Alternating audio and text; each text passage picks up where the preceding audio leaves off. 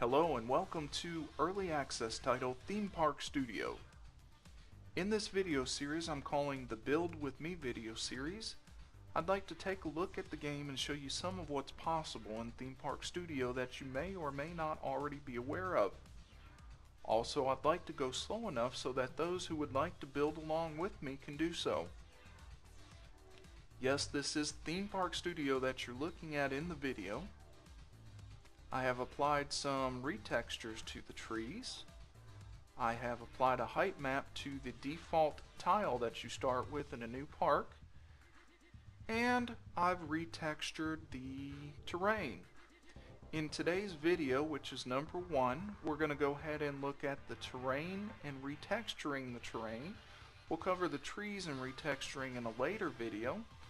I will say that I was very impressed, and a feature that I hadn't seen before when I started recording this video is that the clouds are actually volumetric and dynamic, meaning that they move through the scene and they create anything from a light fog effect to almost a whiteout as they move through. We're not going to see it in this video. I think it's in earlier parts as we were recording with some clouds moving through, but right now we're in a clear spot. So if you'd like to follow along, go ahead and start a new park and I will meet you there.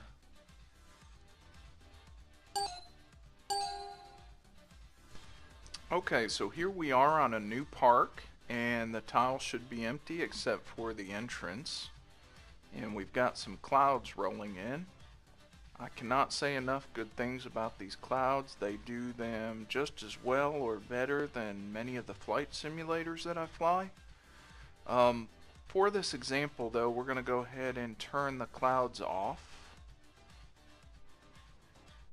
So I go to Environment and select Day Clear Dynamic.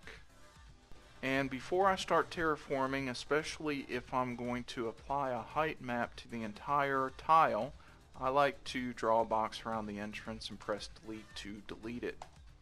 The reason for that is if you apply a height map and it raises the terrain around that entrance, the entrance would create an indentation. You could fix it by moving the entrance and then terraforming that small area, but it's easier just to delete it now and then re-add it back to the park wherever you need to. So to terraform, we click the terraforming button. Depending upon how you have your menu set up, you're looking for 4 additional buttons, one of which is terrain maps. Click on terrain maps. So terraforming and terrain maps. These are your terraforming tools. Now up at the top you see Hill 1 through Hill 10. These are local or smaller terraforming tools. They apply only to a small part of the map as outlined in gray there. You can increase or decrease the size of those tools by holding down the control key and left click and drag. So when you're working on a small part of your park and you don't want to impact the surrounding area, you can make this very small and do what you need to do. So control to increase and decrease the size. The shift key and left click actually causes an indentation or decrease in height in the terrain. This is great for making lakes or craters. So shift and left click. Now if you just left click, it will raise the height of the terrain.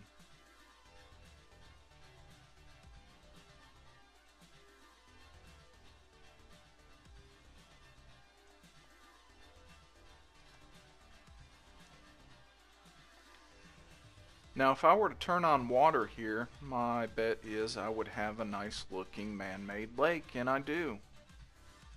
Now the default textures are nice enough that I could actually start building a park right around there and be pretty happy with it. But I'm going to show you how to make that better.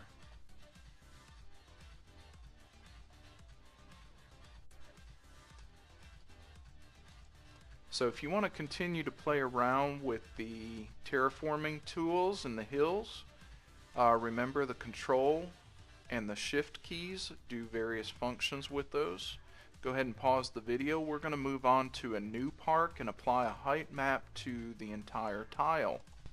Okay, so here we are back at a new park, and I'm going to delete the entrance. And to apply a height map to the entire tile, I go back to Terraforming's button, and I select the Terrain Maps button. At the bottom of the list, I'm going to select the Landscape 6 terrain, Landscape 6, and if I just tap the left mouse button, you can see that it barely raises the terrain. If I tap it and hold it just a little longer, it increases it a little more. The longer you hold down the left mouse button, the higher the terrain will get. In this instance, I'm going to go ahead and raise it all the way.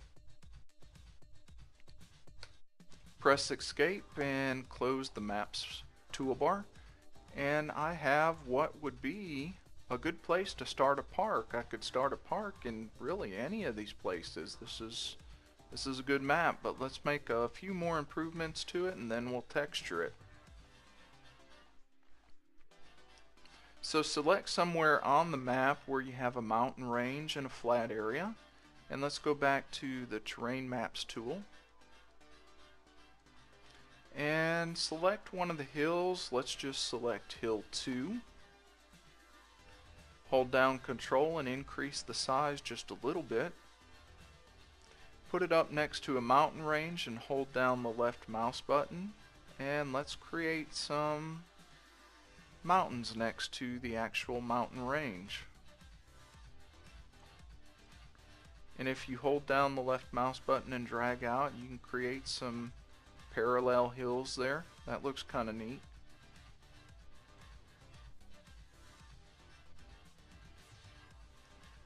But you get the idea. You can play around with that, and I think the terraforming tools are very, very powerful. You can create some really realistic looking stuff. So here I've got a nice landscape. Let's go ahead and make this a little bit more realistic by applying some alternate textures to it. To do that, what we do is, again, under the terraforming tools, we open up the Textures, Set Terrain Textures button. So under Terraforming, the Textures button. This should pop up the Textures window.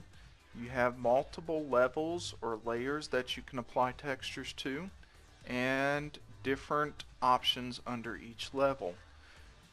To make these look like the initial part of the video, what I did is selected level 1 bump map, and select load new texture. This brings up your textures folder. You could select any of the textures from here, but I went into the ground folder and selected grasssample.tga. So in the ground folder, select grasssample.tga, and it adds a bump mapping to the texture, which makes it look like it's real grass. Plus it adds a nice effect to the mountains.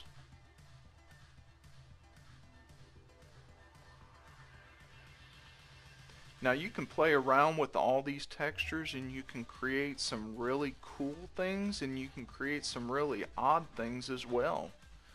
So let's say I wanted to add in a red texture.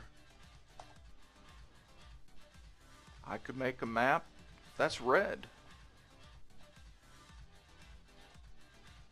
Now I don't like that, so I'm going to go ahead and go back to diffuse map level 1, and I'm going to go into ground and select grass sample TGA, and it changes it to a greener type grass for me.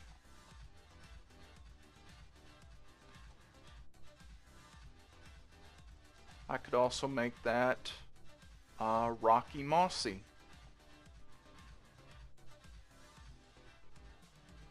So just playing around with the various textures, you can create some really cool things.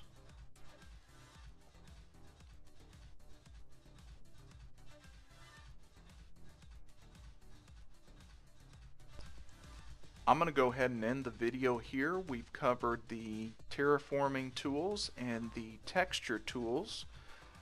With these, you can create some very realistic landscapes as we're showing on the screen right now. If you have any questions or comments, please be sure to post them, and I'll do my best to respond.